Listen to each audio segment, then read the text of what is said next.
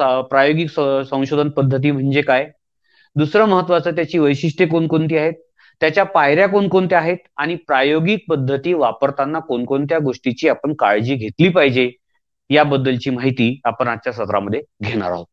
आता या प्रायोगिक पद्धतीमध्ये विशेषतः प्रयोग हा एक शब्द आहे.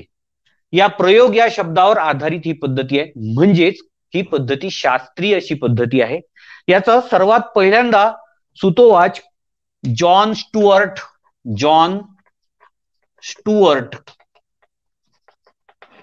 स्टुअर्ट मिल या संशोधन विषयावर संशोधन करणाऱ्या संशोधकाने याचा सर्वात पहिल्यांदा उल्लेख केला. म्हणून जॉन स्टुअर्ट मिल याला प्रायोगिक संशोधन पद्धतीचा जनक असं म्हटलं जातं. कारण यांनी हा 1846